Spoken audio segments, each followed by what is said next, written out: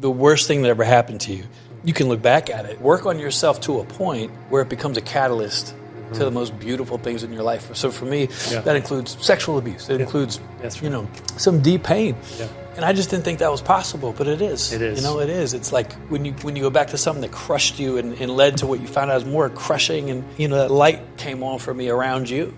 Yeah.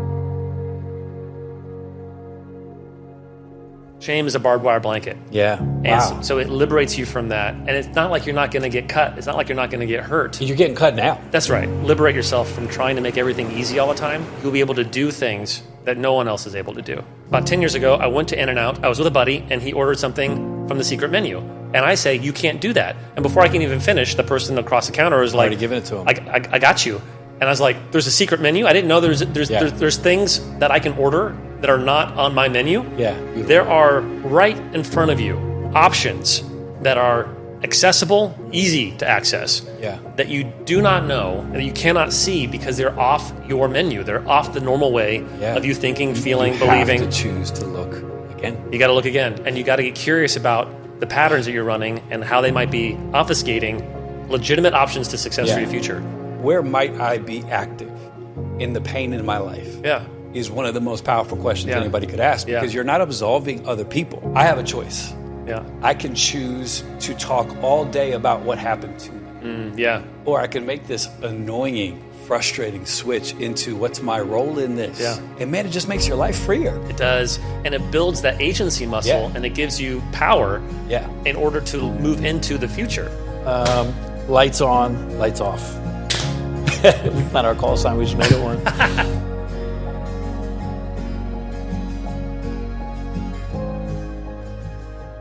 Jason Jaggard. Carl Lentz. My friend. Man. Overwhelmingly honored to have you. Thank you. This is a special space for me because I've wanted to continue to get people in front of people that have changed my life and are changing it and can impact everybody. And so I will let you kind of describe some of your road, but for those who are just figuring out who you are, you started what I believe to be one of the best coaching firms in the country and beyond. Yeah, we're very proud. Yeah, thanks. Novus Global. Yeah. You can check it out online.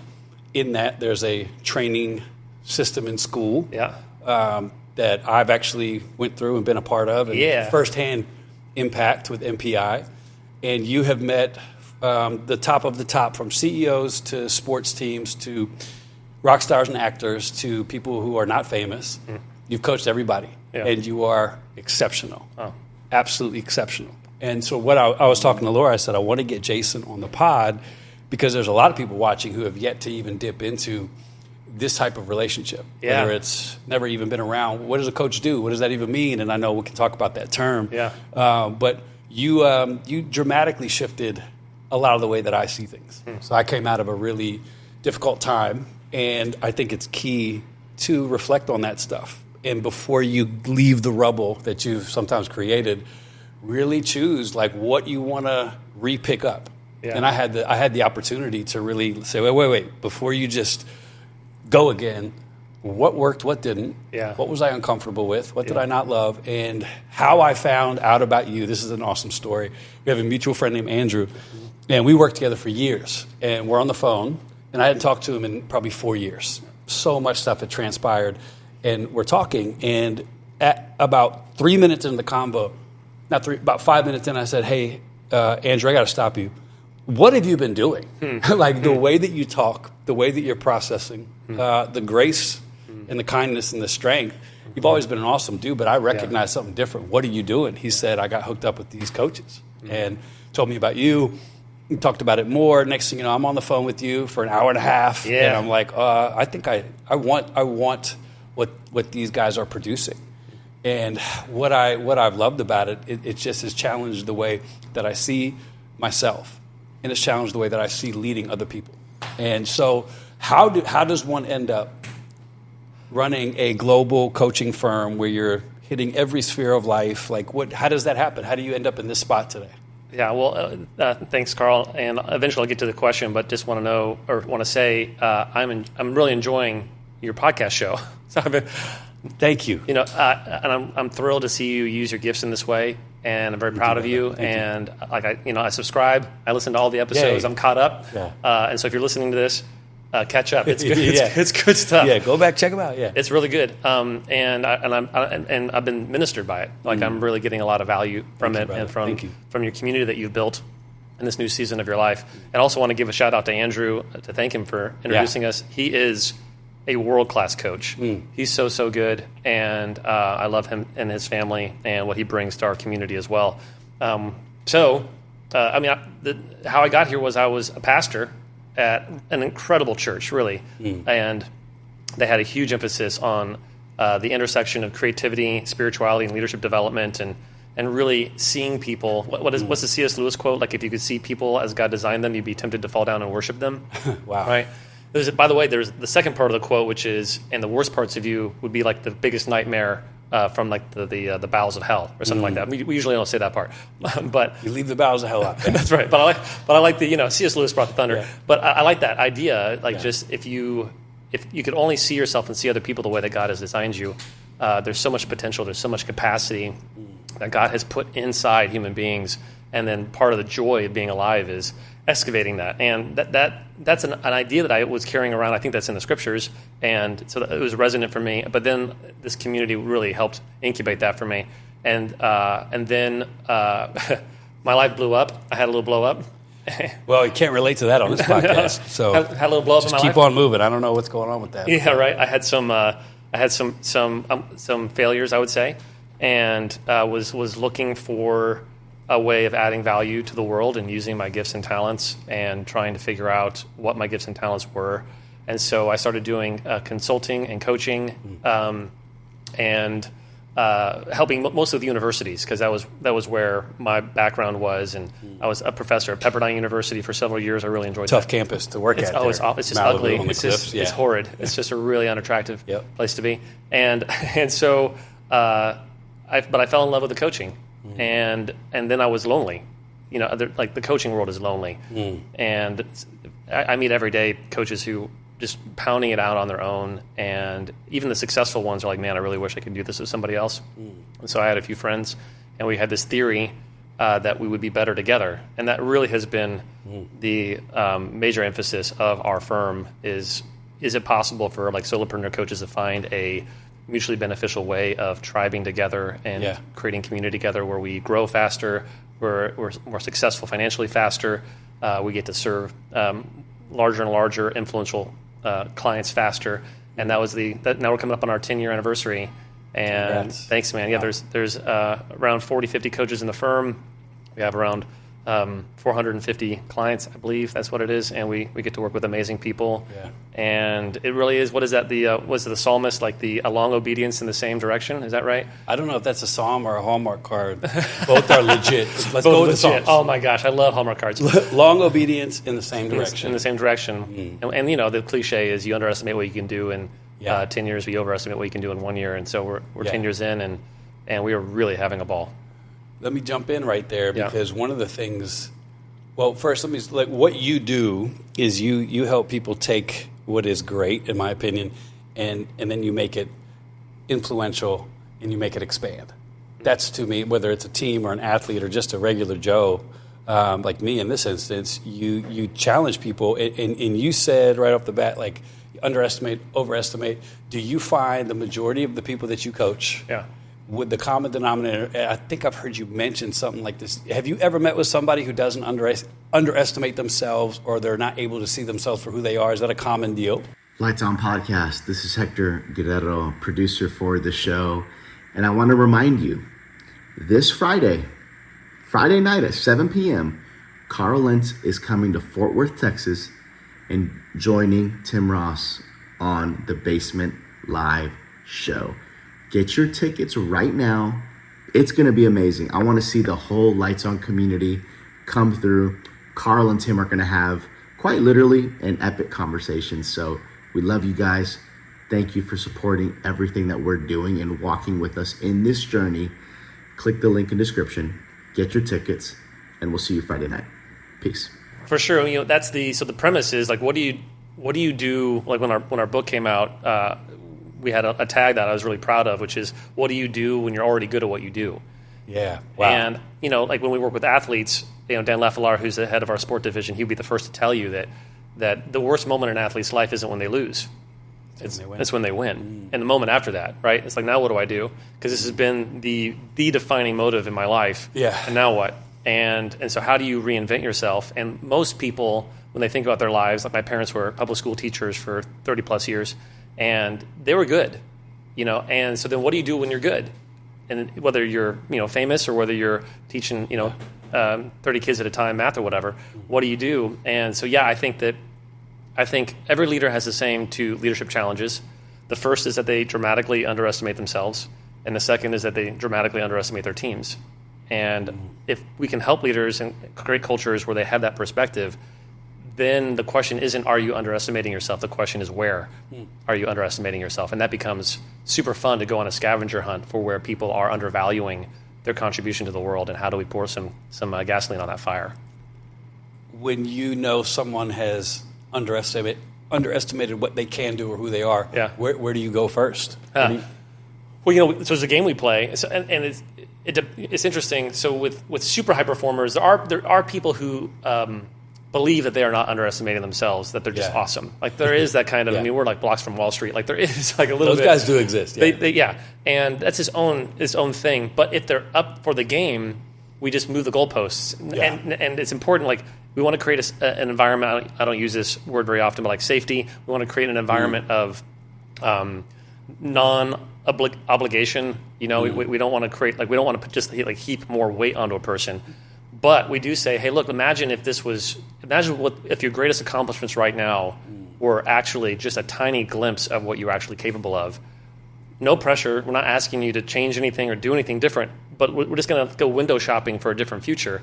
Let's look at some windows. What would that potentiality look like? What would that be? And it really is an exercise of imagination. It's like a holy imagination of looking at your life not through the lens of what you think you're capable of, looking at your life through the lens of what God thinks you're capable of, and or looking through the life of like your potentiality. Not to go too long, but sometimes when I work with a new client, I'll say, hey, I want to get really clear who's the boss.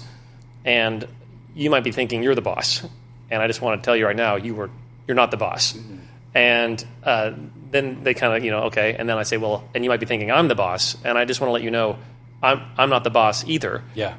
And then they're like, who's the boss? And then I say, Tony Danza. Well played. Yeah. Thank you. But then I say, your potential. Yeah. Your potential is the boss. So you and I are employees of your potential, and we're going to go to work. Yeah. What I found in my, post-ministry life, it's given me a really unique perspective on people outside of ministry, because we're in ministry, you see everything from that way. Being out, you're able to look around and go, wow, like there's some commonalities and there's some things I noticed. One of the things that I could surmise from my over 4 years of just watching life from this angle, there's a lot of people who are on the cusp of doing something awesome. Yeah. They don't know what to do. Yeah. I've been there where it's like, what do I got to do for a life, for a living? I got an idea. I've got this. I know we have amazing people that check into this podcast, and I hear tons of people who reach out to say, I'm so close, don't know what to do. And so a lot of people feel like that. Then you get a culture that's basically sitting on their hands going, I know I can do more. Yeah. I know there's more. And what I love about what you do is you will pour fire on somebody who has a little bit of potential. Next thing you know, they've got 4 revenue streams. Yeah. And you're like, how is that possible? Yeah. So if you're watching and you can use more revenue streams, go to the end of your chair, get out your notebooks, because what people, they don't see themselves like that. Yeah. And which leads me to, so there's that part of it, and then it leads me to it's almost annoying in a good way, the emphasis you put on ownership. And we were in a workshop one day, and there was a quote. I don't remember exactly what it was, but it bothered me. Yeah. And you actually were helping teach me at that time to just ask honest, bold questions. Like, don't say you like it if you don't like it or whatever. And I'm like, well, I'm not going to be that guy. Yeah. And the moment the quote went up, it was basically like everybody is experiencing life exactly as they want it. Yeah. And I was like, that's not true. Yeah. My empathy goes out. My injustice meter goes up. For and sure, I'm like, for sure. And then I didn't even get to answer it. Basically, whoever was teaching was like, just sit on it for a couple hours. And I'm like, well, I don't do that. You know, my impulse rules my life. I refuse to reflect. Yeah. And after I did, I went, shoot, the reason why I hate that is because it's true. Yeah. Everybody is experiencing life exactly as they want it. Yeah. If that's true, then you get to change it. Yeah. If it's not true, you're not in control, you're a victim. Yeah. You are the kindest excuse eliminator. If you had a bio, you could just put excuse eliminator. Yeah. Because that's really what Novus is centered around, is going, that's a great story, appreciate your story, and no. Yeah. All these excuses you've used, all these victim mentalities that you might have, and there might even be validity to it, but you reject that and get people to own it and go, no, your life is exactly how you want it to be. Yeah. So someone who's watching right now and they're like, I should be an entrepreneur, I should have more, I should do this, but okay, how about we throw out that but and we maybe add to the sentence? Yeah, and go for it. So what around that subject of people experiencing life exactly as they want it, our premise right now is wherever you're hearing this, your life is the way it is because you want it like that. Yeah. Well, let's back our way into that. So you mentioned earlier, when as you're going through, I'm going to use the word transition in your life. You can't use that word right now. Well, yeah, it means different thing. Okay, yeah. Well, I am not transitioning. You're not transitioning. That's going to be a meme. You are shifting. I am shifting frames and perspectives. Shifting go, frames. Go. I'm transitioning. Go. I've noticed as you have been moving from one way of existing in the world into another way of existing in the world. Boom. And you mentioned like the tools, and you were thinking, okay, I had this tool belt before. Which tools I'm going to keep? Which tools am I going to whatever?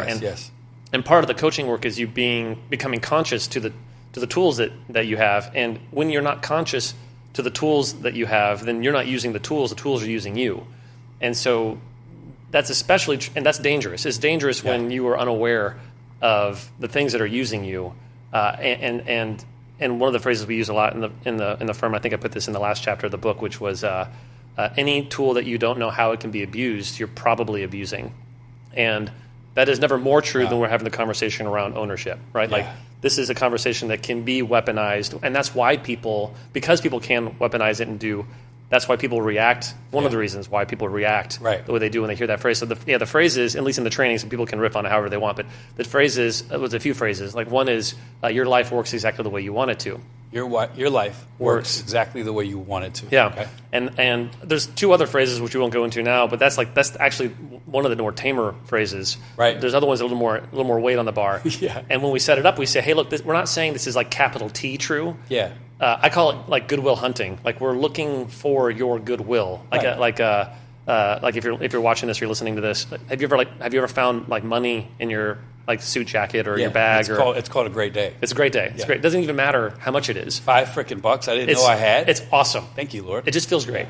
And what we want to suggest is that you have will, volition, agency that you have buried, lost, forgotten about. It's hiding in your purse, in your jacket, in your closet, wherever.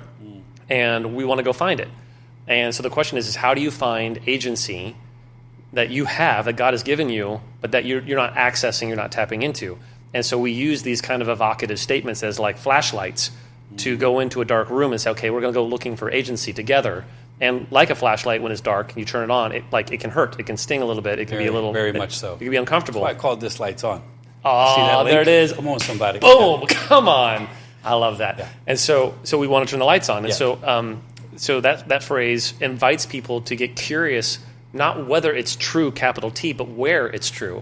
Where might I be abdicating my responsibility in whatever situation I find myself in? So in a binary, largely Christian culture, to be able to even have the humility or wherewithal to not say, no, that's not true, but to go, where might it be true? Yeah. That's going to be a shift for some people. Well, what's funny about that, so this is something that no one else in my life, well, that's not true.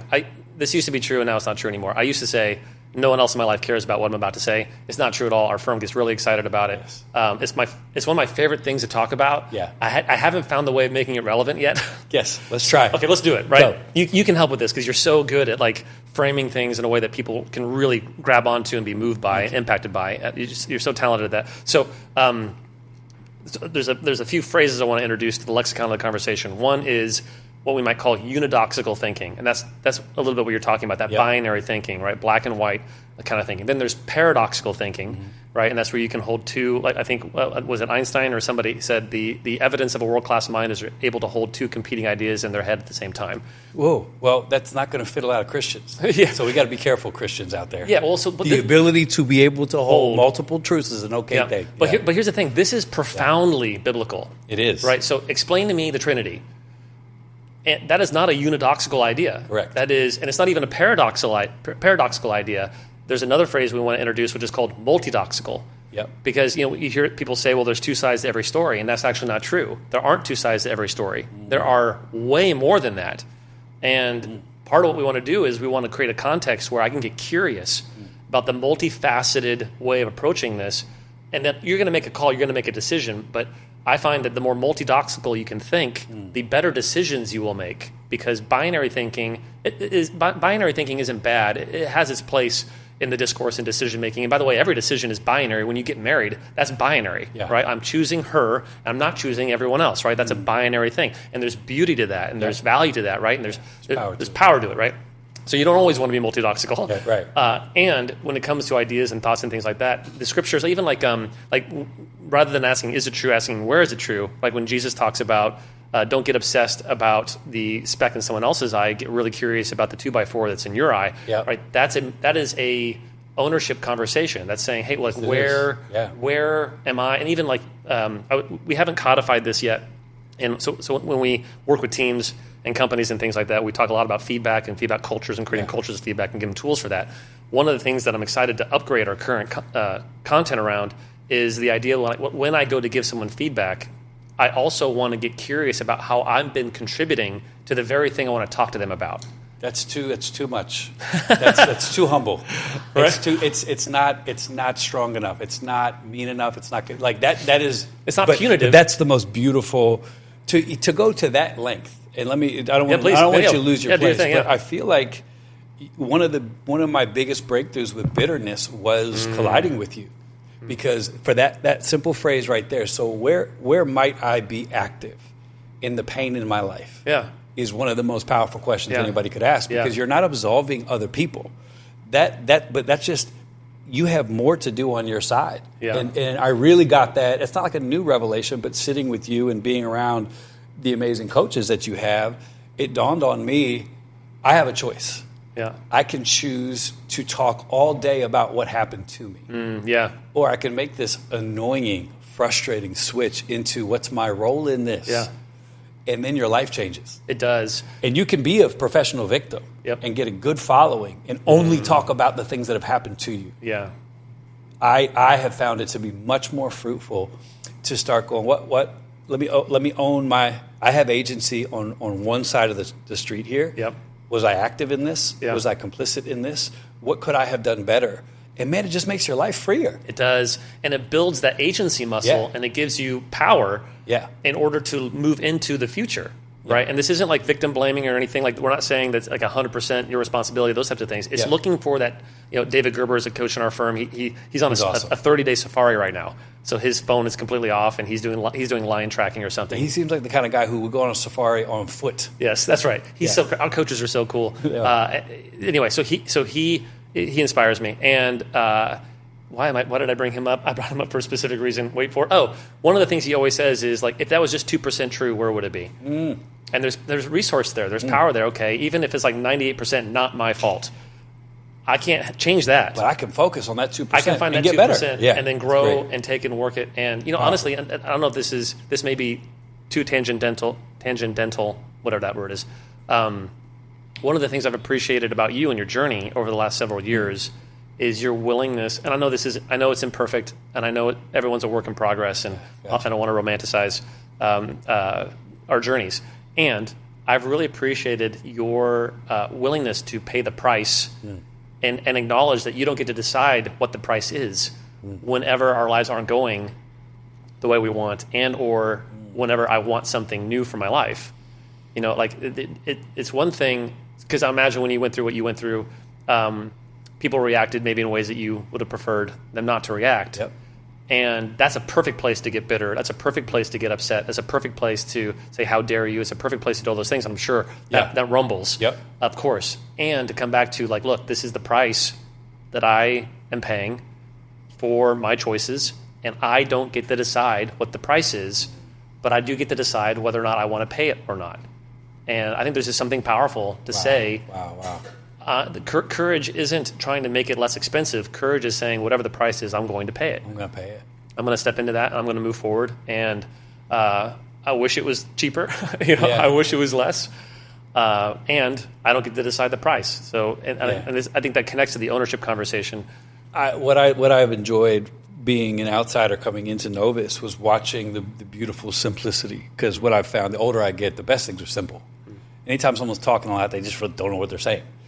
And I think that goes for preachers. Lord Jesus, it goes for preachers. But it goes for anybody. It's like when you really get this stuff, it's really clear. And when it came to learning ownership and how to take agency for everything, I mean, we can even walk through the way you eliminate an excuse. Like, so if you're with a client and they've broken a commitment, this was unbelievable to me. So I'm watching you train.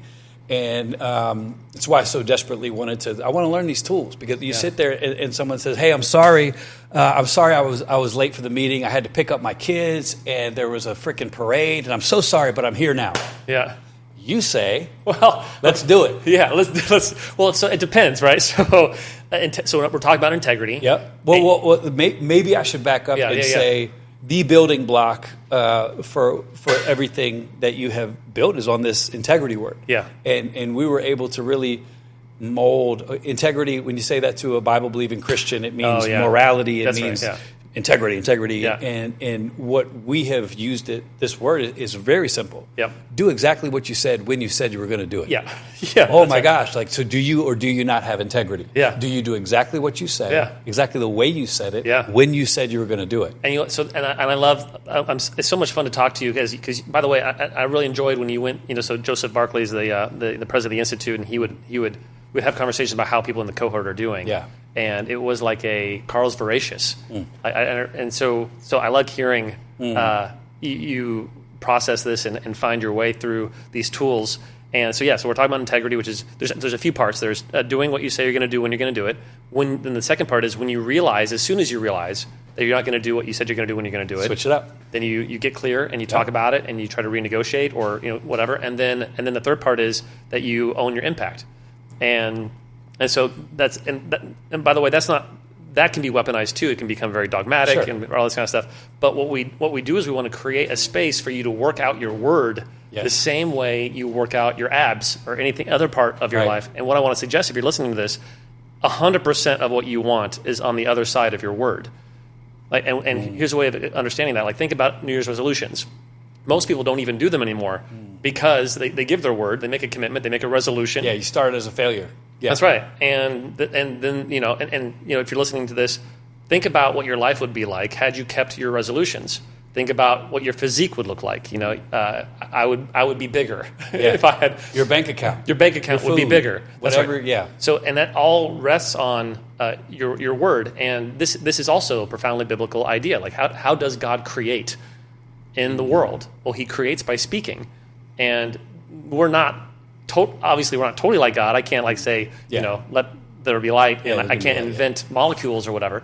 And I can say I will be to this place by 4:00 for the interview, and then I was there today, And so there's a way of speaking, and then not to wax too much poetic around this, but and by the way, I'm using right now. We're both quoting a lot of work done by a Harvard professor named Michael C. Jensen, and he's got a great article on integrity that we really, really love and have benefited from. And so integrity is also it's not only doing what you say you're going to do; it's being who you say you are.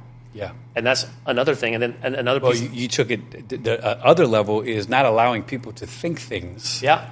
That are not true, and you let it ride. That's right. Yeah, that one was tough for me to swallow. Yeah, it's hard for all of us. And one of the phrases we use in the work is like it's a summitless peak, right? And you never arrive. That's beautiful. But it's just me working on. In fact, we have in the company, in the firm, we have this group of people called the Culture Gym, and it's where a lot of our influential coaches go to work out our own character. Yeah. Like we go to the gym with each other. Yeah. And so we fly to the city and we meet together for a day or whatever. And one of the exercises we were doing recently was around.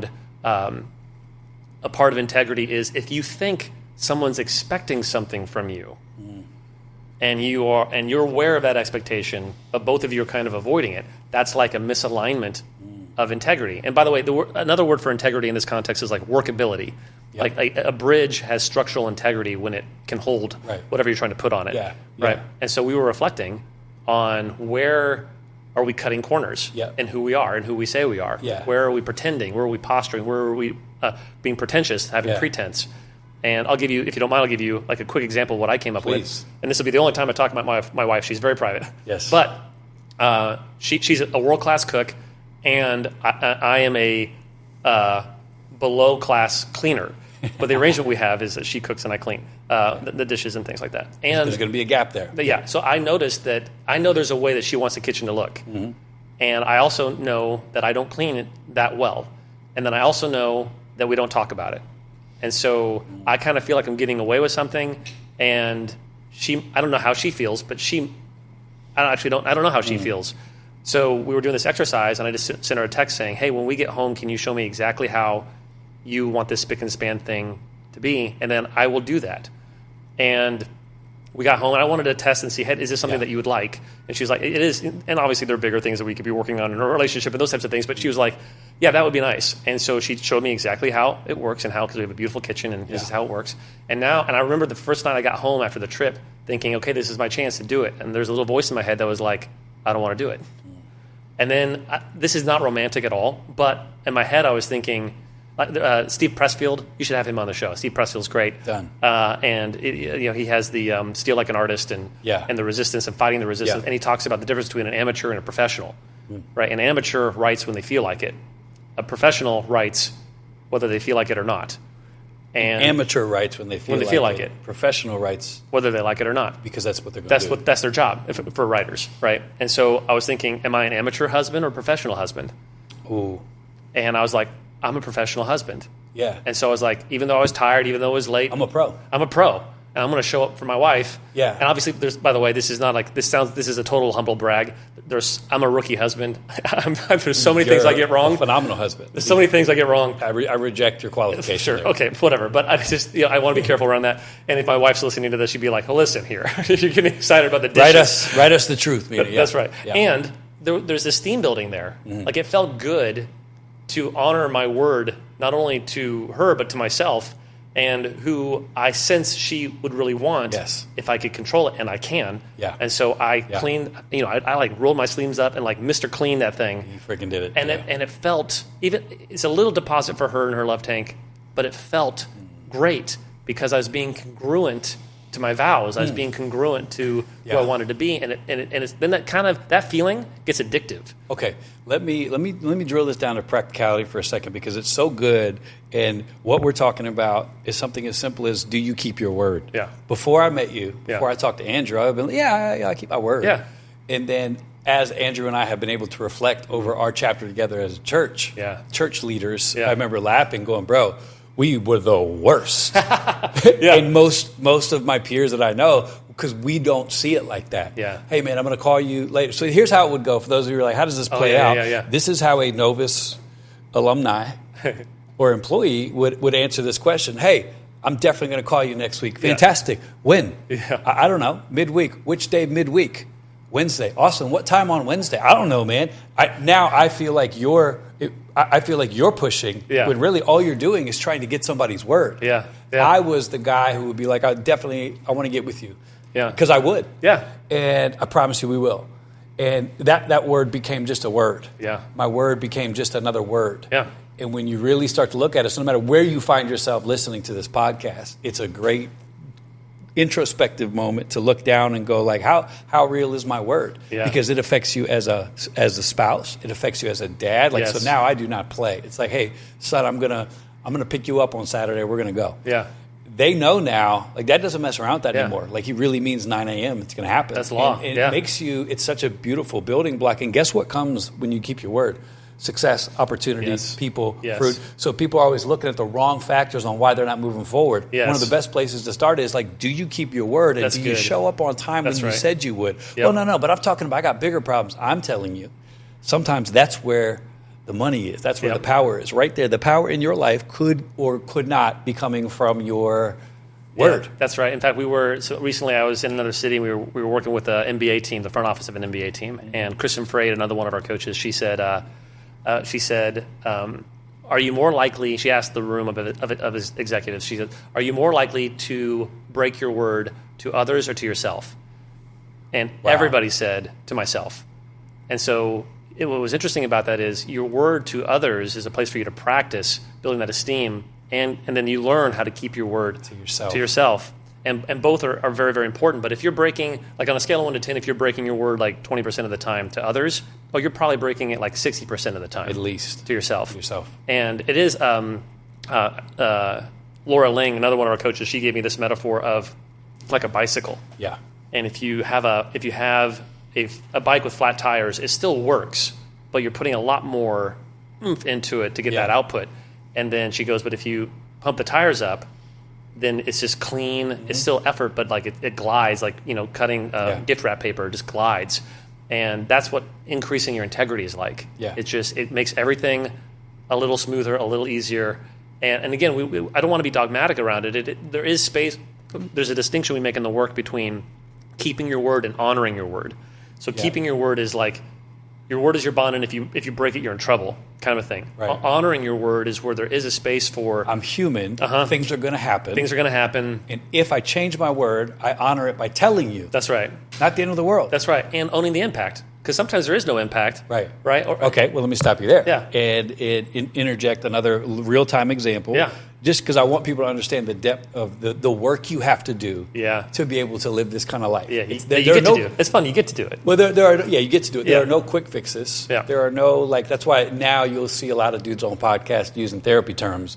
And you can tell that you talk it, but you don't do it. This is much, so you can't go listen to I'm going to do these 7 things and have integrity. You have to really work.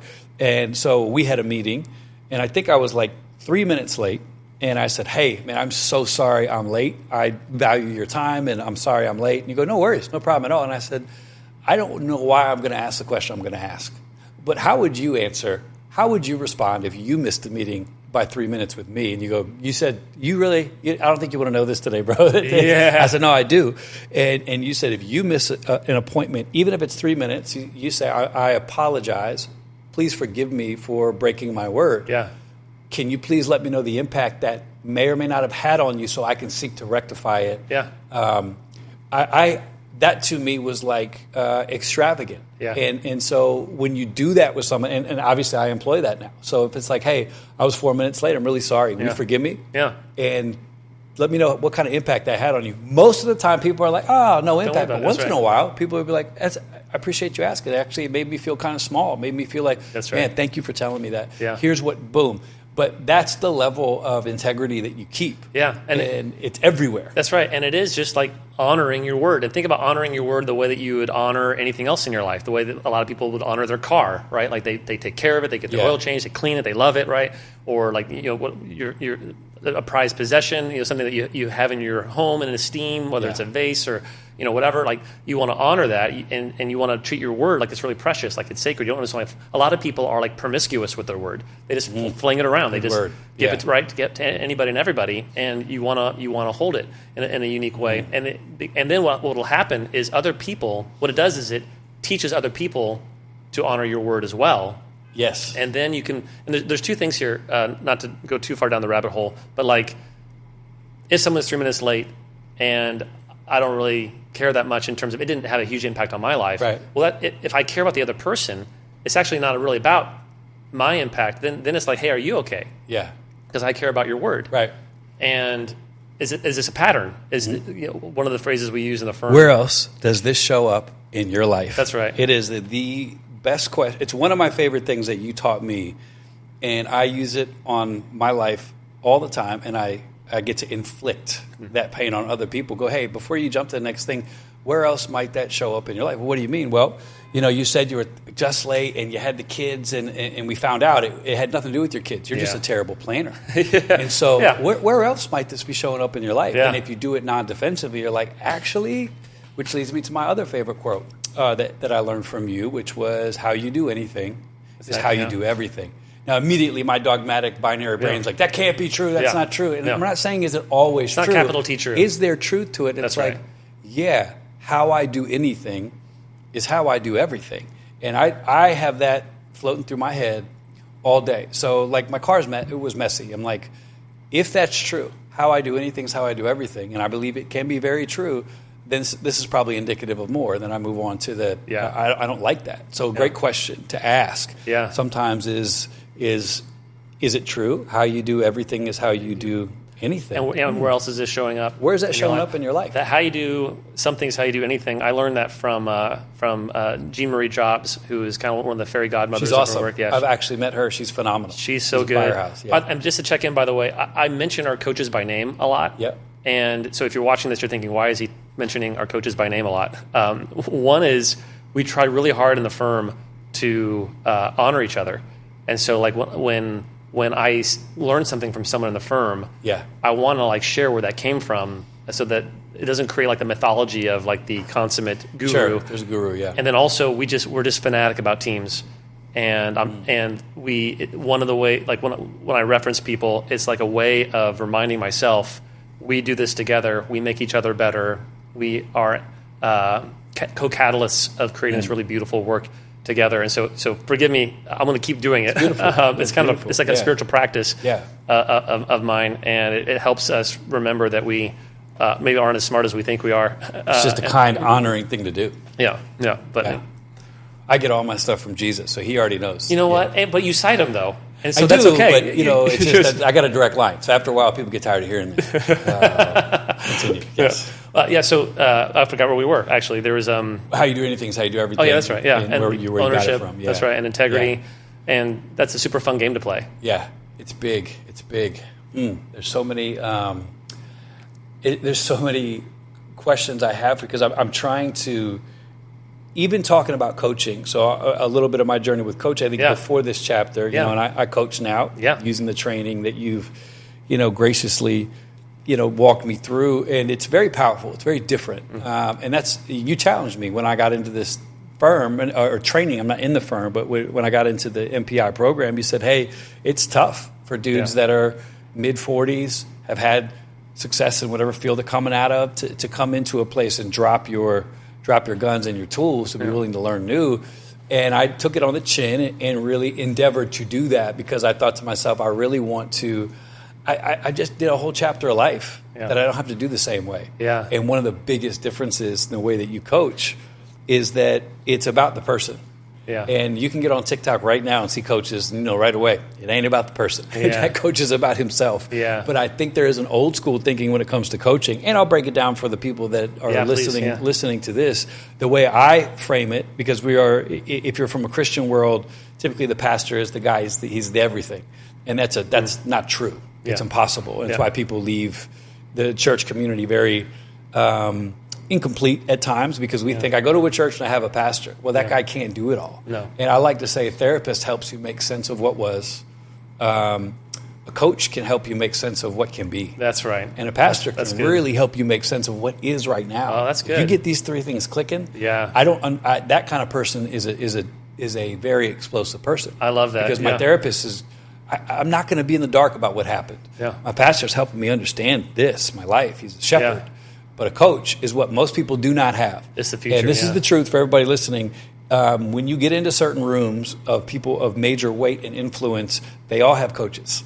It's a very, very, it's a secret, I think, out of people not wanting to look like they're weak, or or they're competitive. Or they're competitive, But so if you're wondering if coaching is a thing, it's only a thing for people that are crushing it. So you don't have to. People, I don't need a coach. You definitely do. Yeah. 100%, and that's why I wanted you on here, because there's some people who maybe right now, I wouldn't even use the word can't afford, because you would say to them, you can't afford it, or you just would choose to spend your money differently. Yeah. And how are you relating to resource? Yes, that's so too deep for this. I'm going to have to get you back for another one, because this is all baptism by fire. Because even that question, like, how do you relate to resource? What do you mean? I don't have any. Yeah. Of course you don't, because you relate to it like that. And our house is... my kids, as Ava and Charlie in Roman, our whole house is the reframing household. And I've already heard that lingo. Everybody's watching and listening to Lights On. They hear me say reframe, reframe, which is directly a result from being around you.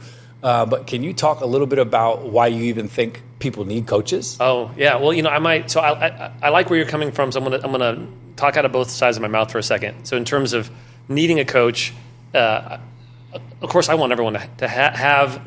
I want to get away from the word coaching just for a second. I want everyone to have powerful developmental relationships. I only use coach because it saves me time. For sure. You are not that. I don't consider myself a coach, but if someone on the street went, I do coaching. Yeah. But that's not really the essence of what you do. Well, it's, and I like the word coach.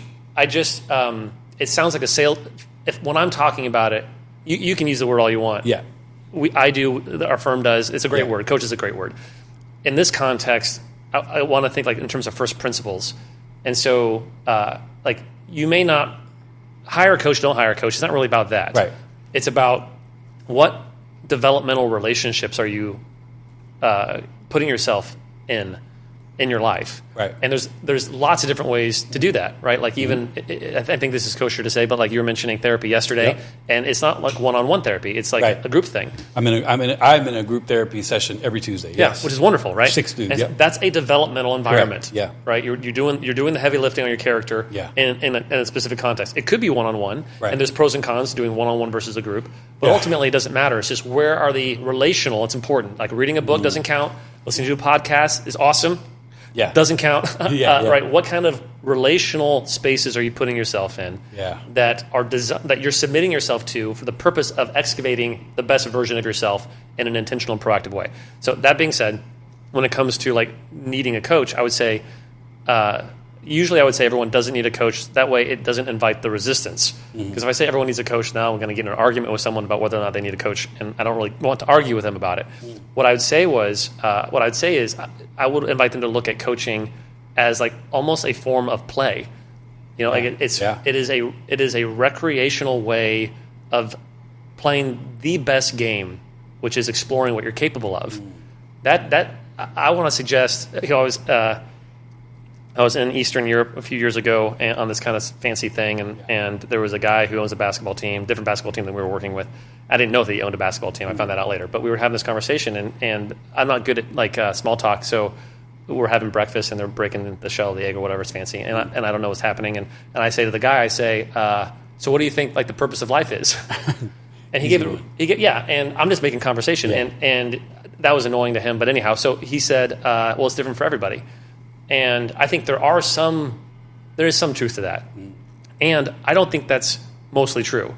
I think every person has the same general purpose, which is to see how much goodness and beauty they can ethically create in the world. Love that, yeah. That's the game. That is the purpose of, if you're watching this, I want to suggest that's what God made you for. That when he, in the imagination of God, when he breathed life into you, he was like, he has this kaleidoscopic thing of all the cool beauty and goodness and love and service and creativity. Just he jammed it inside of you, and like packing iron into the mountains, and then being alive is excavating that. How much are you going to get out? That's right. Before you go into the world before you go, and that's such a fun game to play. It's a good question to even ask as people are listening. Like how much beauty has gotten out of you into the world as you stand right now? Yeah. What would you put it at? Yeah, and then know that whatever that answer is, and to not say this from a place of judgment or condemnation or shame, but like invitation and like an aroma, like my grandma makes. When she was alive, she had like this really fantastic apple pie recipe, and I love it. And my sister gave it to my wife as a Christmas present. So then we're toying with it, like to how to perfect the grandma's recipe, because we can't quite get it quite the way grandma made it. But like I remember that smell, and it's like before you even get around the pie, it's just the aroma. I just want that. I want that. Like hook it up to my veins. And that's, to me, that's what it's like when the scriptures talk about I have plans for you and a purpose. And I know that's not using that verse in the right context all the time, but like there is this invitation of capacity, and so I want your listener, man. If I could puppet master them, or if this is the only part of the conversation they remembered, is that they would walk away with a sense that there is just nuclear beauty in them, and then how do you put yourself in the right environments to excavate that? And by the way, marriage, so like the sacraments, what the Catholics would call the sacraments, are all like gymnasiums, like gyms, like workout facilities for that enterprise. Marriage as an institution was designed to be a relational environment where you can work out, like your arms, like your abs, like leg day. Marriage is leg day. How you work out becoming an extraordinary human being. And I'm a year into this thing, and Mina has been the best gift of my life. Yeah. Because it is the best gymnasium for me to work out my character defects. Yeah. And there's all these opportunities to be creative together and to find ways of serving each other. And we're beginners. Yeah. But like my team would say, you're a better leader, you're a better person, you're a better all these things because I'm submitting to the institution. Yeah. The way it was designed. System. And I've got a lot to learn, but it's super fun even when it's not fun. Yeah. I mean, it leads me back to the two themes it seems like are organically developing. But when you said you want people who are listening, and so do I. We talked briefly before. I'm just honored that people listen to this pod, and I would love for people to continually walk away and go, man, there might be more in me. Yeah. Yes. But that's unique unfortunately, to this method of coaching, because typically the way coaching or leading or pastoring or whatever, it's like, let me tell you what to do because this is right and it's good. Yeah. I'm good at that. Yeah. I did that for a very long time, and a lot of times it works really well. Well, you're so compelling too. So. But the issue becomes, I am key to your story. And it's better for me not to be key to your story. Yeah. And sometimes pastors love this, use this, manipulate this. Yeah. Because if you don't need me anymore, what good am I? Not understanding that, for instance, you are trying to make me better. I'm getting better. I want more of you. Yeah. And so one of the biggest things I would challenge people to consider when they are talking to people, it's like, I didn't understand all the tools that you have help me understand, but there's so many ways for people to come to their own conclusions. Yeah. It's in them. Yeah. And that's a very unsettling place to be if you're a controller. I'm an inherent recovering controller. Yeah. And one of the coolest memories I have working with my coach, Rosie, was she gave me something brilliant, and I was like, I don't know if that resonates with me. It doesn't connect with me. She goes, let's try something different. And I went, That's it? Yeah, I don't care about my stuff. I just want to find out what works for you right now. And I'm like, that's ridiculous. Because if it's me, it's like, well, guess what, bro? You're going to need to go back and listen to my 5-step plan again. Yeah. Because that thing is right. Well, it wasn't right for them. Yeah. And that's such a beautiful method of, in an insecure world, someone could think that's weak. Yeah. I think it's weak to give someone a binding plan that you suggest. And I think true depth as a coach, which you embody, is we're going to sit here and you are going to do the work. Yeah. I'm not doing the work. Yeah, that's right. And that's why I don't think everybody has to have a coach, but I am weary of people who would scoff at that. Yeah. They're the same people that scoff at therapists. Yeah. That's that same guy. For sure. I don't need a therapist. I don't need a coach. You definitely do if that's you. But to a greater degree, I think who doesn't need somebody to look at your life from a different vantage point and be able to point out some beauty that you probably have either grown accustomed to or never knew that you had, and you never had that button pressed in you. Like there are things in me that I have now learned that I never would have known had I not sat across from somebody who had no agenda. You're paying somebody to sit there and make you better. And I think that to me is such a beautiful part of your methodology, is to look at a person and say, hey, you're the star. Yeah. You're the one that's going to change the world. Yeah. You're the one that has goodness in you. That goes out to everybody that is listening. Like, that's the truth about every human being. Yes. And can you speak to that for a second when you see people who you know where I'm headed with that. Yeah, it sounds like there's two elements there. One is when all you have is a hammer, everything looks like a nail. And so that's the unidoxical thought, right? That's one of those things that you toss in, Hector. You're catching those. I mean, it's unbelievable. When all you have is a hammer, everything looks like a nail. Yeah, I definitely didn't make that up. But that's IG commenters. Yeah. That's people with politics. That's right. I don't know how to use anything else, so everything gets hammered. It's unidoxical thinking. Yeah. It has its place, but when you're a one-note servant, it really limits who you can serve. Right, and so that moment you said with Rosie is when she's versatile. Yeah. She's like, hey, if that doesn't work, and then coaching is a creative enterprise. Right. It's not. It's like we're gonna dance together. Yes. And some things probably are non-negotiable, but I don't even know what those are until I get into this space. I have some sense of that, and so there's that piece, which is just how does a person become? And so if you're in the helping profession and you're listening to this, how versatile are you in your capacity to adjust to people when they're playing things around? There was a second element to that. Let me back away into it. So what was the second pice you were asking about? Was the no, that's it. I mean, we were talking about potential, and I think what's our time at? 52. Frick. Is this going to be a touch longer? Is this no? It's too good. I think there's a part of this that once you realize the potential, one of my favorite novice phrases is let's get clear. Yeah, let's get clear. Yeah. That's also stress-inducing and frustrating. Yes. Because it's like, the first time I really heard someone break it down like you did was basically like, let's figure out what you think you want to do. Let's see. Yeah. Let's get clear on it. Yeah. So if there's someone out there like, I want to make more money. Okay, cool. How much? Yes. I don't know. Yeah. How are you going to do it? I don't know. And we'll get to that in a second. But I was working with somebody recently, and I just said, you're frustrated with things you cannot articulate. And when that happens, you're in a prison of your own making. Yeah. And you're frustrated. So if we saw somebody walking down this street in Manhattan right now and he was totally stressed and he was sweating and he had a leash and he was just like, I'm looking for my dog. Yeah. We go over there and say, let's find him. Let's help you find your dog. What does he look like? I don't know.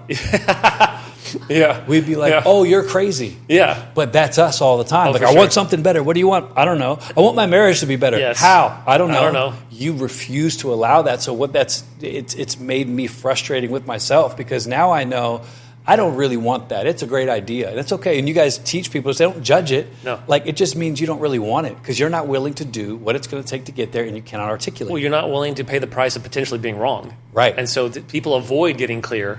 And and avoiding getting clear we might suggest, is a racket.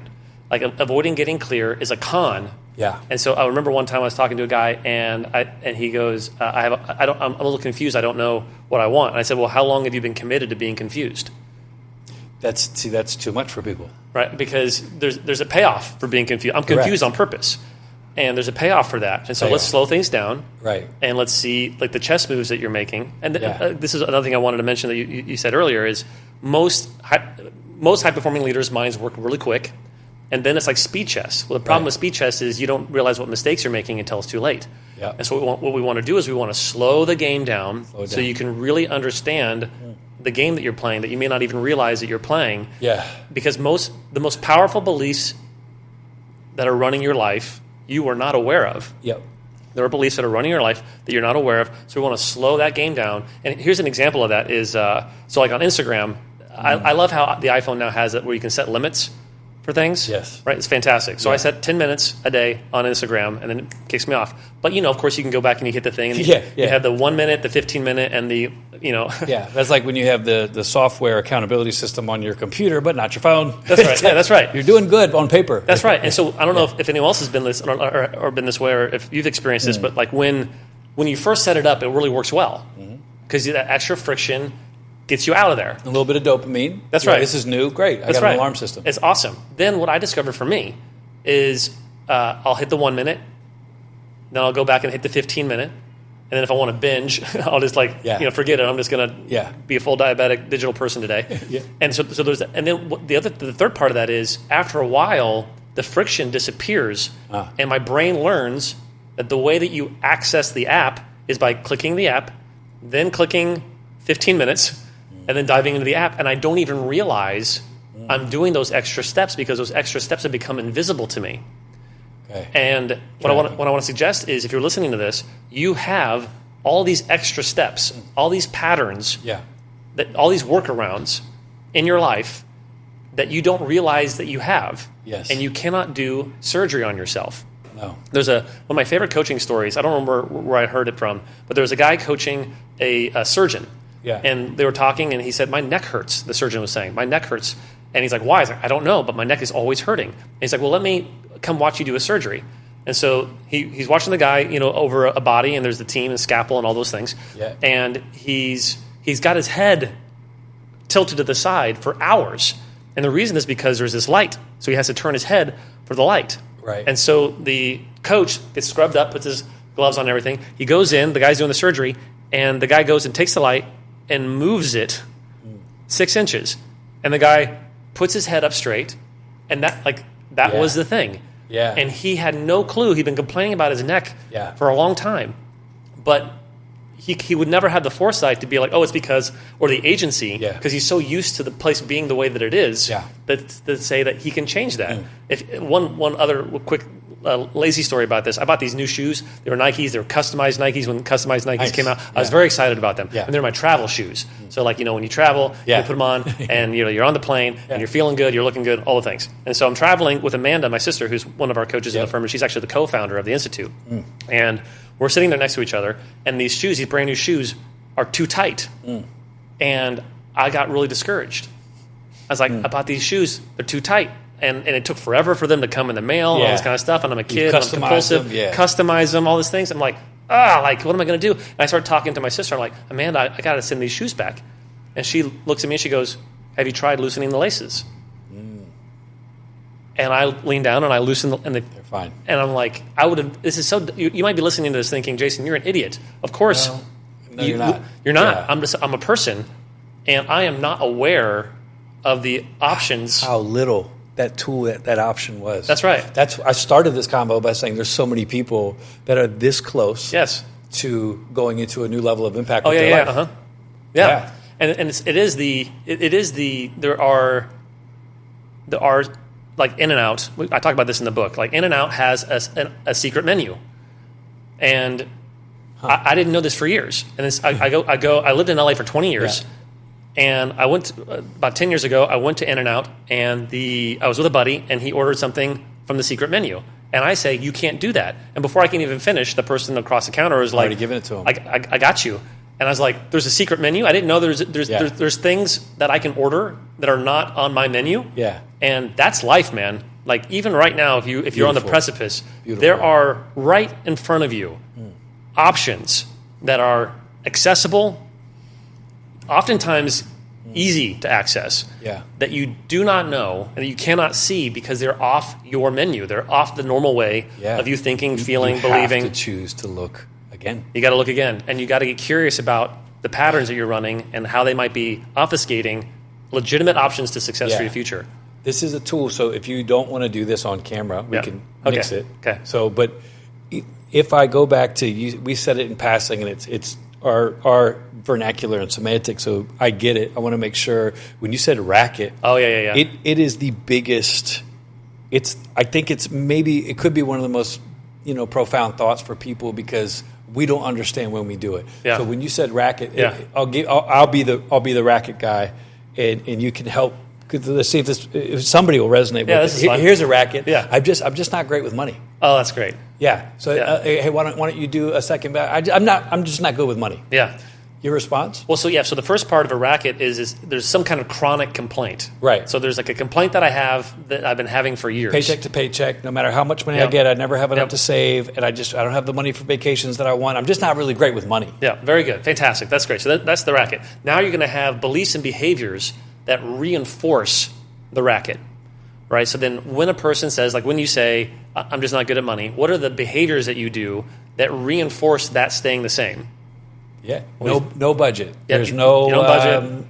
I mean, endless for people who say that about money. Yeah. Maybe no budget. Maybe I justify spending on what I want when I want it. That's right. Yeah. I avoid learning. My wife and I talk about this a lot. Like I avoid learning financial literacy and the power of compound interest, and you're not accountable for something you're not good at. Yep, those are things I do.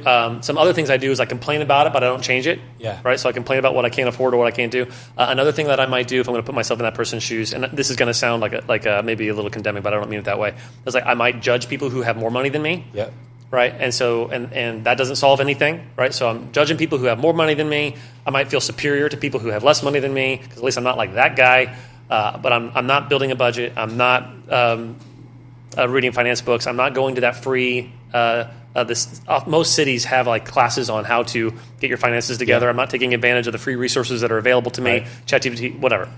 And so there's now The next part of that is, okay, well, what are, and this by the way is oftentimes the most uncomfortable part. Right. What are the payoffs for you believing like you believe? That's right. What are the payoffs? Well, let me take it to the right real quick. Yeah. I just don't get any good opportunities. Oh, yeah. Well, I just don't. It's my whole life. I haven't been given the right opportunities. So that's a new racket.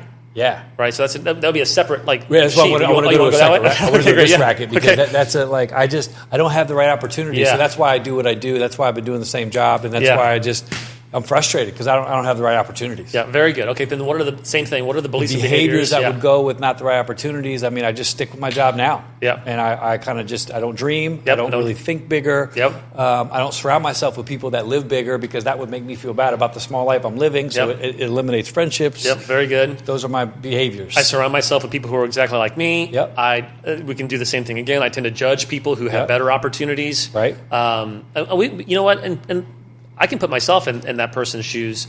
Jean Marie, we mentioned her earlier. She's got this great quote when you're in a training or coaching. If you can't see yourself in the, I'm gonna butcher this a little bit. Sorry, Jean. If you can't see yourself in the racket of another, there's the rest of that sentence that I'm always going to get wrong. But essentially, it's like you can't coach someone unless you can see the racket that they're running in your own life. Yeah. And so with the I don't get opportunities, I can totally put myself there. And so then I'm going to have all these belief systems about why I don't get opportunities. I'm not competent enough. I'm just not wired that way. People are against me. I rub people the wrong way. For me, I have a racket around like physicality, right? So I'm not good looking enough. I'm not talented enough. Yeah.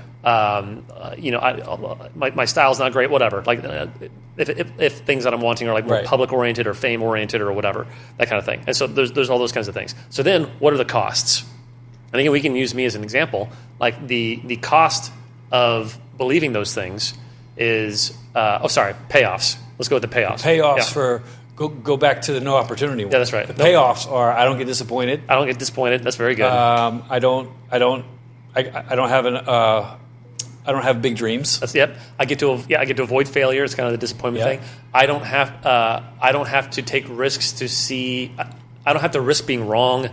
Right. About my beliefs about how I can only get in certain environments if I look a certain way. And I don't have to get challenged by people that are new in my life. I don't need the challenge. I get to continue to play small. I mean, for me, usually it's like I get to be right. Right. I really, oftentimes we say more than sex, more than heroin, the human brain wants to be right. Wants to be right. And that's, by the way, that's not a bad thing. And it is right most of the time. Yeah. Like, not to get too weird, but like right now, what I'm seeing with you, I'm not really seeing. There's like photons and things, and then my brain is making up what I'm seeing. Yeah. And it's right a lot. Like I believe you are here, yes, and we are having a conversation, and it's right most of the time. That's what makes it so insidious, is because you are right most of the time, that you start to think that you're right all the time. Yeah. And when I'm right, I feel safe, I feel comfortable. Right, when I believe that when I sit on this chair, it will hold me, and I sit on this chair, and it did. There's 1,000 things I had to be right about in order to get to this place on time to record this interview. Right. So and it feels good. It makes me feel comfortable. It makes me feel like I can trust the world and my perception of the world. So when I'm wrong, that's really scary. Yeah. That's terrifying. That threatens my sense of reality. That threatens one of the payoffs is I don't have to be wrong. I don't have to be wrong. I don't have to experience that. And the cost. Yeah, and then the costs is are what you hit last. So the cost is your life right now. Yeah. So break that racket for me. Yeah, well, so here's what's fun about a racket is rackets aren't that process. By the way, there's a fantastic book called The 3 Laws of Performance, and it walks through that process in a really fantastic way. And what a racket's designed to do is rackets are kind of unsatisfying because it doesn't solve anything. Right. It agitates. Makes it worse. Right. And for the super slow to pick up this word, it is the coffee shop that is a drug dealing operation in the back. Yeah. So the drug suffers and the coffee suffers, but you get away with it legally. That's right. They need each other. It's a front. It's a front. It's a con. Most excuses that people will give about themselves are fronts. That's right. And one of my mentors. One of the things we do this work in prison. There's a nonprofit called Defy Ventures. Wow. And so I go into prison several times a year. A lot of our coaches go into prison several times a year, and we work with inmates that are doing this work in the wrapper of creating like entrepreneurial skills. Yeah. And because the recidivism rates are awful for prisons. You have like an 80% chance if you get out of going back into prison. So the only thing that prisons do really well is get people to come back. right? If Disneyland had that kind of process, they'd be. One might say the prison system is a racket in and of itself. Yeah, that's true. And the school to prison pipeline and the way that it ravishes impoverished neighborhoods and things like that is awful. So, but when they go through this program, the recidivism rate drops from 80% to like 12%, 8 to 12%. That's just amazing. It's powerful, right? What are they doing in there? Well, why is that happening? Well, it's the ownership. So he said to me, my mentor said to me, I know someone's not coming back to jail when they answer this question a particular way, which is when you say, why are you in prison? And if they say, because of the system, because of my parents, because of police, because of whatever. See you again in a month. That's right. You'll be back. Yep. Not that those things weren't true. Right, but you know for sure. That's right. If they answer the question, I'm here because I chose to be, that's powerful. And that's when you know with a high probability they're not coming back, because if they chose to be here, they can choose not to be here. And that's a really, really powerful thing. Why did I want to share all that? Well, we're talking about racket busting at the end. Right. Yeah, that's right. And so that's right. So my mentor has this quote where he said, everybody is a criminal, just some are more arrestable than others. And what he means by that is everyone's running a con. Yes. It comes with the skin. What is your con? Yep. Is an amazing book title. Oh yeah, that would be fun. That's you, man. What's your con? So what's your con? Ladies and gentlemen, we have Carl Lentz on our show today. And what's your con? What's your con? Well, this morning I told my wife that I wanted to do something I really didn't. Yeah, right. It's like that's game what show. A preacher would do. Share what you're sinning about. Oh well, I had road rage today. That's right. Yeah, and immediately edit Hector to shout at the preachers. Yeah, that's right.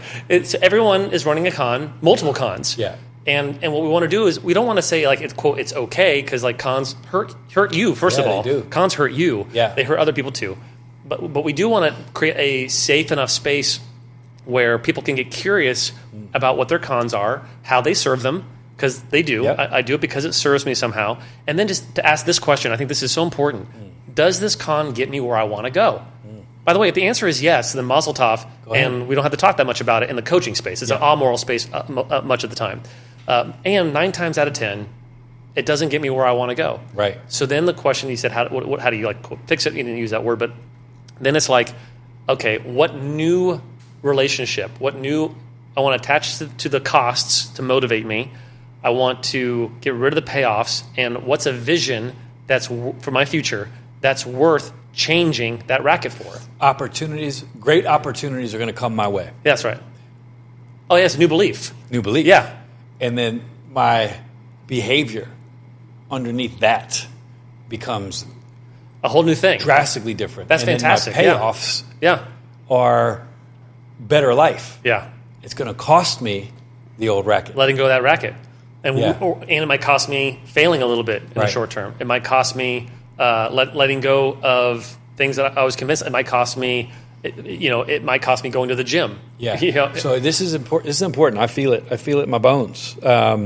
If people are tuning into this, you got to check out what rackets might be stopping you from living the life you really want to live. Yeah. And if somebody can take the time to get honest about it for long enough, it can change your life. Yeah, that's right. And if you're thinking, well, okay, what's a racket again? It's a chronic complaint. A chronic one. And a complaint, the anatomy of a complaint is something that you wish was happening that's not, or something that isn't happening that you wish was. Yeah, and I'll give a warning. Be careful, because it becomes addicting to solve. It's fun. You can get addicted to solving your own problems and making no excuses. Yeah, it's super fun. As a recovering addict, I'm telling you, it's a beautiful one to pick up. It's a great addiction. I'm addicted to seeing, where am I lying to myself? Yeah. Man, this is just too hard. Is that true? Yeah. Is it too hard? What if it wasn't too hard? Well, that means I have to do something. It becomes an automatic personal tool. That's really good. And there is, the psalmist wrote, like, search my heart, O God, like, know my thoughts. Yeah. And that's what we're talking about. In recovery, it's a moral inventory, right? It's a reflection.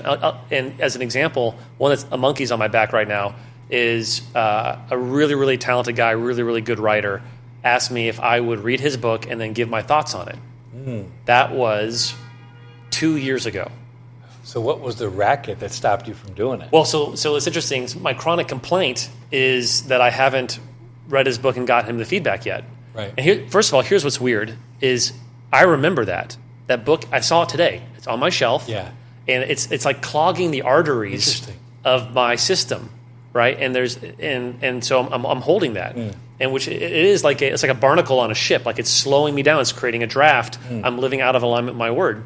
And there's 1,000 things. I've never said that out loud, by the way, to anybody. Wow. So not that it's like this scandalous thing. No, I got you. Right? Like I carry it around. And my guess is, if you're watching this or listening to this, that you have things like that. Yeah. Like the thing that you said you promised someone you would do and you haven't done it. Yeah. And, so like the racket is, I don't have time maybe to do it. I don't have time to get ahead. That's right. The less flattering racket is it's not that important. He's probably forgotten. Yeah. Yes, to that situation, right. Right, that specifically. And imagine, Jason, the freedom. One is you can text a guy and say, hey, I'm not going to do it, sorry. Right. You can have that, you can clean up that mess. Yeah. Or you could sit down and read the book. It's a good book. It's on culture, right? It's a guy who used to be a VP at Chick-fil-A, wrote this amazing book on culture, and I'm excited to read it. And I started it, put it away. By the way, here's where all the excuses come. Yeah. Right. Like I was getting ready to move, and I was in a new relationship. We were getting married. We're doing all those things, and moving across coast, and all blah blah blah. All these excuses or whatever. And that's not really why I didn't do it. And by the time when will this episode drop? I don't know. Okay, great. So whenever you want it to. What I can promise you, and this is the power of commitment. You'll have it done. I'm going to do it. Okay. And if you want, so coach me, Carl. So I'm going to read that book. When? Oh, great. Yeah, and why? And let the people in on why you're asking that question. You have to get clear. That's right. And even you remember the funnel of specificity? Yes. Teach us about the funnel of specificity. No, because the funnel of it's hard to say. Specificity. When I specify the funnel, yes, it makes you accountable. Yeah. So it's it's so much more fun to be a dreamer and an artist than it is to be an accountable dude who does what he says he's going to do. Yeah. Yeah. So what's funny is if you don't do what you say you're going to do. I'm feeling it out of, great. Yeah. Yeah. And if you don't do what you say you're going to do, you're never going to create any art. Right. So integrity is fundamental to art. And by the way, art is reps. Yeah. And the way that you get the reps in is by honoring your word, not just creating when you feel like it. Yes. And by the way, not to get too far down this road, but there's a whole school of coaching that completely idolizes the creative instinct. Yes. And so where it comes up, this is a little bit of a soapbox. Where it comes up is when we talk about your word and commitment, all these things, and they say, that doesn't feel authentic to me. Right. And they define authenticity as doing what feels natural to them. Right.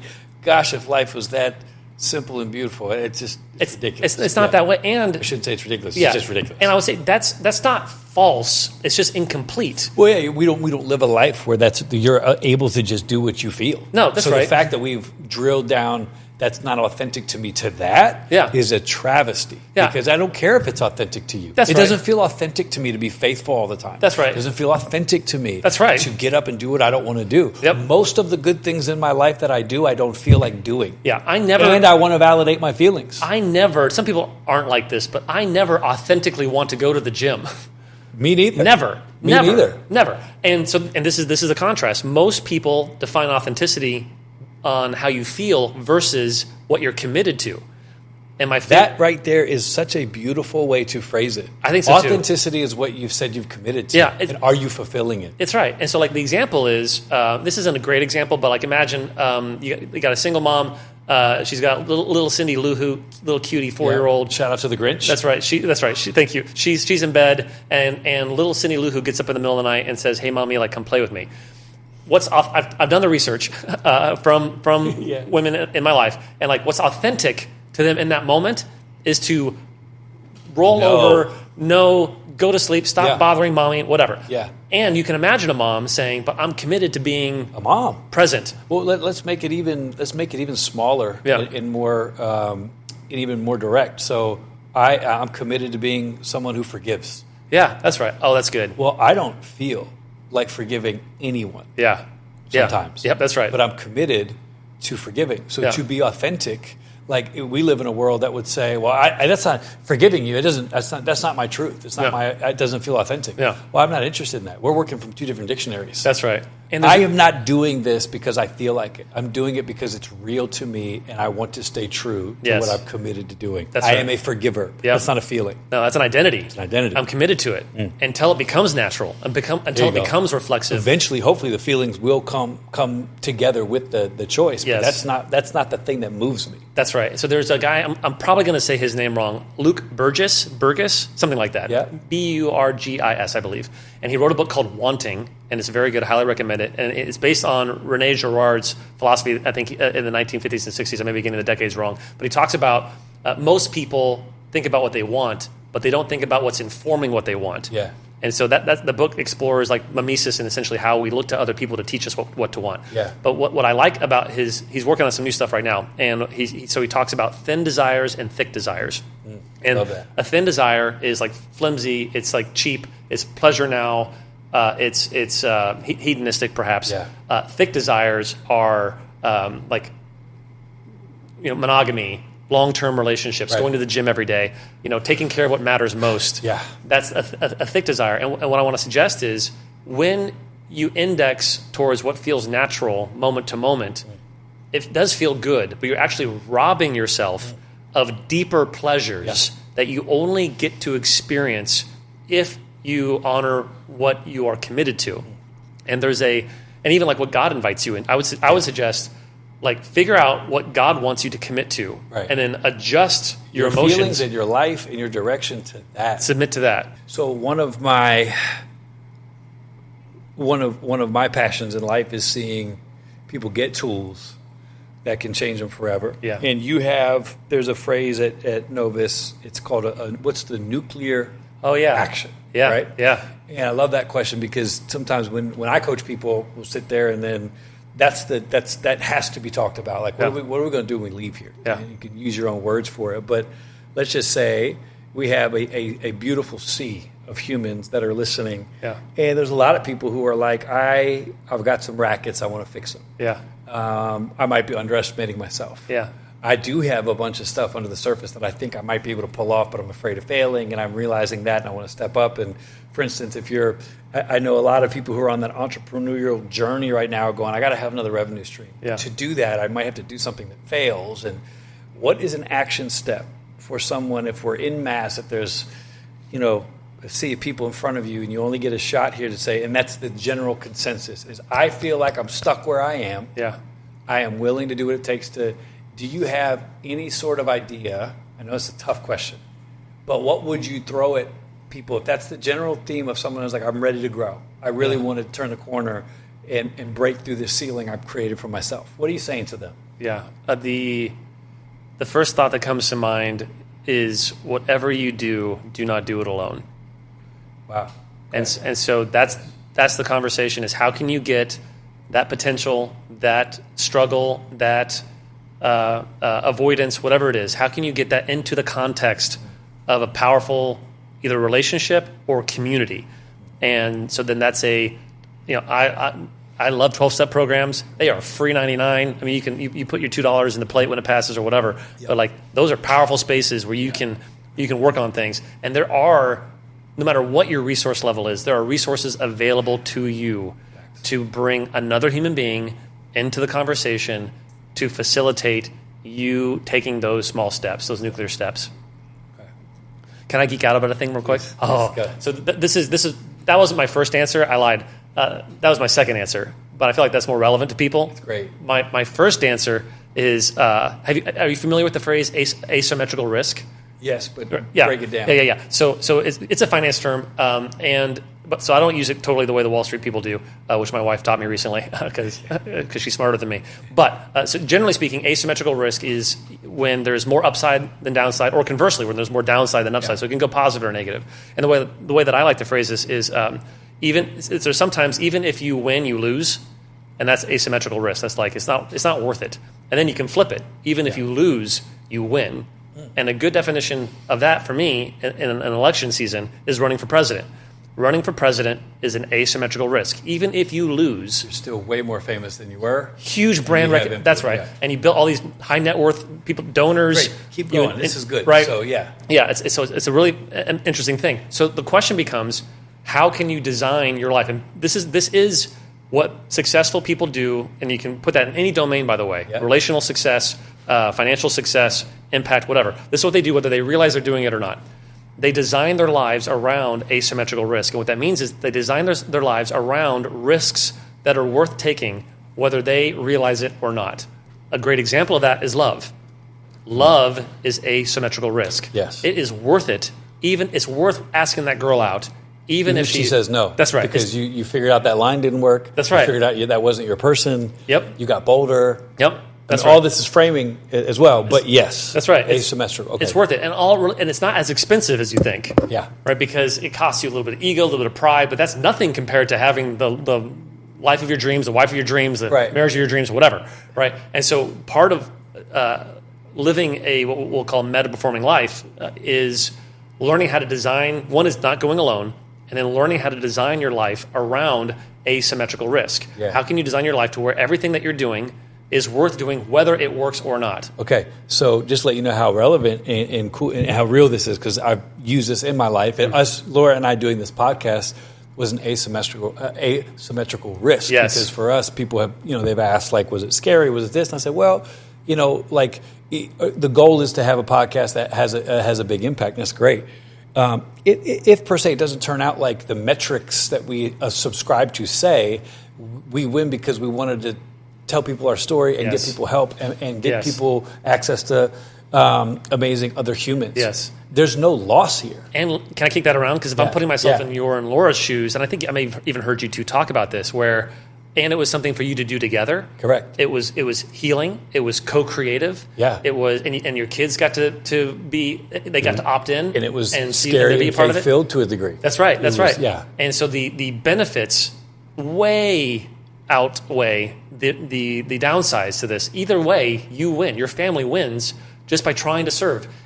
9 times out of 10, trying to serve is going to be an asymmetrical risk. I love that. Interpersonally, like I'm going to buy my wife flowers. Well, what if she doesn't like the flowers? Well, then you learn that she doesn't like flowers. Yeah. Like that's you still get the win. You win. No wife on earth has been like the wrong gift, but you don't get the credit for it. That's right. And the win is learning how to serve your wife. Yeah. That's the goal. I'm my wife and I are in it for the long haul, right? Like we meant our vows.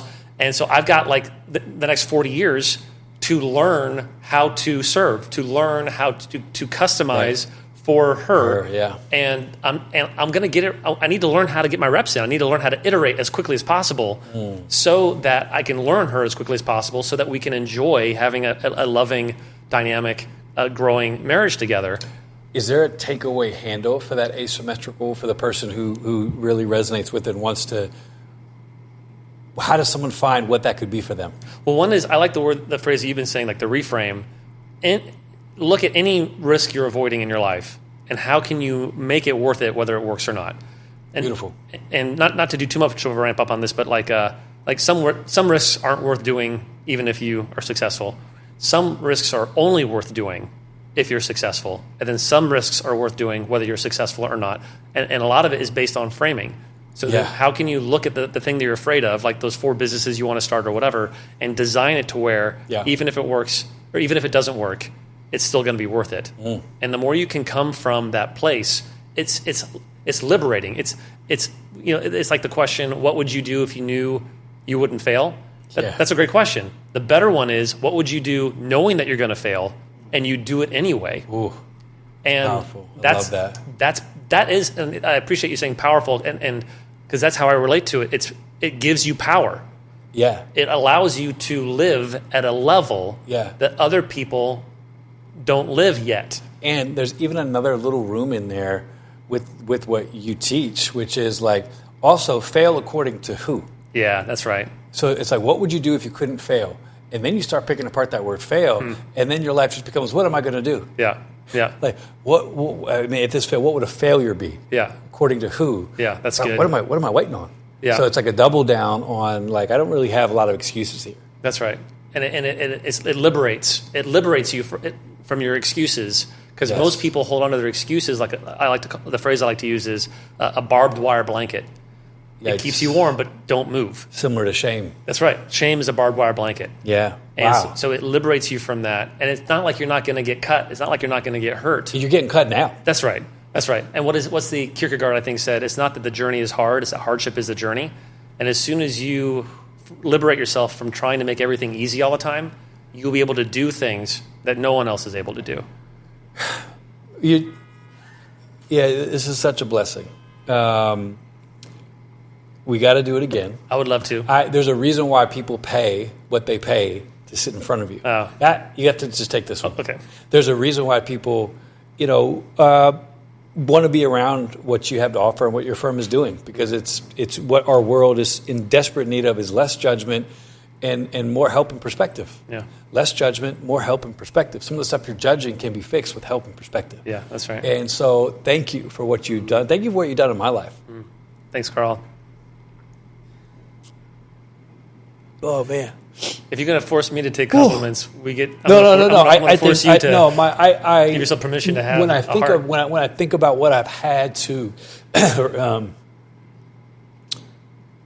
what I've had to do to turn my life into a more productive one, a lot of it comes back to just God's grace connecting you with people that know exactly what you need. Yeah. And there's no way that our relationship is so far outside of this that this isn't like a ploy to get people to believe in coaching or whatever. I'm looking at my own life going, I'm just really grateful that I had the wherewithal or got open my eyes enough to go, I need help to see this differently, because the way this really gets me. Give me one sec. Oh, frick.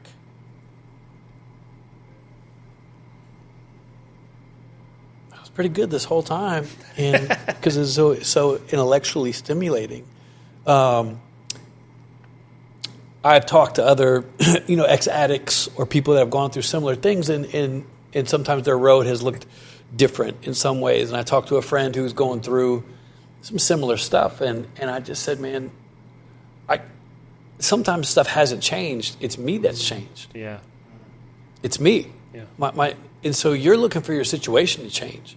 I learned, because of men like you, because of friends like you who are generous with what they know, to say, you know what, let me just stop looking at the thing, let me look at me. Yeah.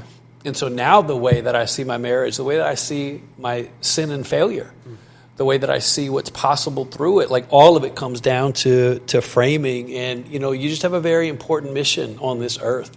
And I'm grateful that I've gotten to see it, from a front row. And I'm just glad there's people like you, men like you, floating through these streets, because that's the future of the most beautiful part and chapter of our country, of our culture, is a community built around people that are willing to share, what's changed their life. So thank you for being generous with me and for being kind to me when I was in a really dark place and you didn't care. You came in just like you are now, and I'll never forget that. But I just thank you for doing what you do. The sacrifices have been immense, what you've had to go through to do it. It's so worth it. And there's people who can't thank you, so it's cool to be able to have a platform to be able to thank you. And for the people that do listen to this, I'm going to try to get you back. But you represent, yes, it is you, but beyond you, you represent a safe place to listen and to get help and hope. And that's my encouragement to everybody that listens as a part of this community. You just cannot do this on your own. Yeah. You can't do it. And you wrote a book that I've voraciously devoured. I think I kept texting you every freaking page. But can you give the name of the book? Yeah. And by the way, I'm going to return the favor here. That's fine. I'm not going to reject it. We can fight for the last word. No. But so the book is called Beyond High Performance. And it's so good, though, Jason. Like I kept texting you as I was reading it, because I'm like, man, I haven't loved a book like this in a very long time. Yeah, thanks. We're very long time. We're very proud of it. It's very, very good. Thank you. That means a lot. It really means a lot. And I want to say, I remember the first time we talked. I remember, in fact, I hadn't gotten married yet. I was moved to New York alone in this. I rented a place down the street from my girlfriend at the time, and I'm kind of walking around this cold. My first winter in New York from living in LA. Jeez. And I'm talking to you on the phone, and there's a few things I want to say to you in front of people. One is, I love the movie Braveheart, and I think we've talked about this on graduation night at the Institute. Yeah. And I was like, man, you were like the Irishman, like the and he's my favorite character in that movie, the Irishman.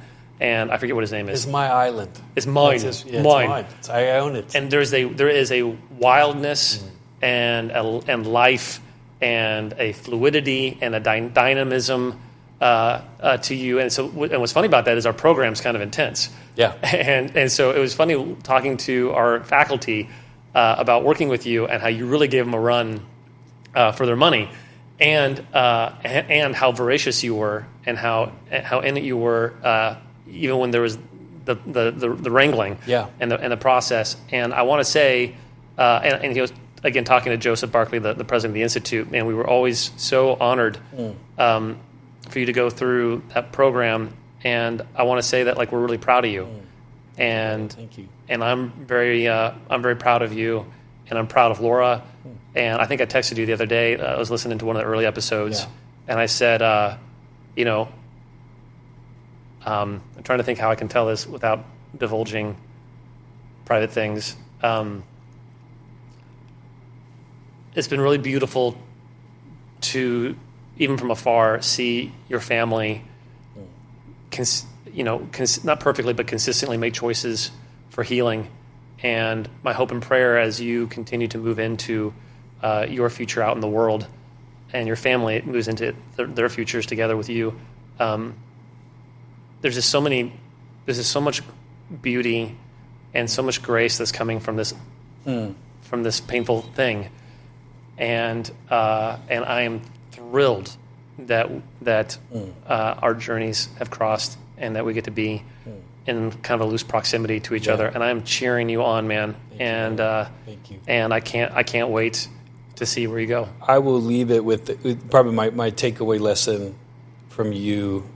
And if I had to pin it on one thing, it was a graphic, you put up one time. I was in a cohort. It's like a classroom setting. You're learning with other people, and it was like the worst thing that ever happened to you. What is it? If you change the way you frame and look at this, you can look back at that thing. The worst thing that ever happened to you, you can look back at it and work on yourself to a point where it becomes a catalyst to the most beautiful things in your life. So for me, that includes sexual abuse. It includes, some deep pain. Yeah. And I just didn't think that was possible, but it is. It is. It is. It's like when you go back to something that crushed you and led to what you found out is more crushing. But that moment, that light came on for me around you. Yeah. And I look forward to more people experiencing that. And that's our hope and our prayer, even with the podcast this, is for people to go, there's more for me. And that's going to be my challenge I leave people with is like, how are you looking at your life today? Yeah. Could there be another way to shape and shift where more light can come in? So you're awesome. And Meta Performing Leader, is that the name of the book? Beyond High Performance. Beyond. Well, I know that the subtext. Subtitle is What Great Coaches Know About How the Best Get Better. So my recommendation for that book, it couldn't be higher. You'll love it. It will give you tools to help others, and it'll really help you. So thank you, my brother, for your time. Thank you, Carl. Yeah, love you. Appreciate you. You too. Lights on, lights off. It's not our call sign. We just made it one.